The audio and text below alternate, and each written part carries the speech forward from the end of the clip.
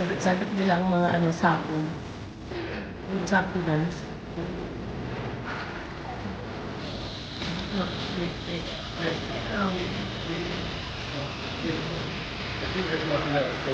Yan. May patulog niya sa I can do it at lang. Otherwise, kasi bagat.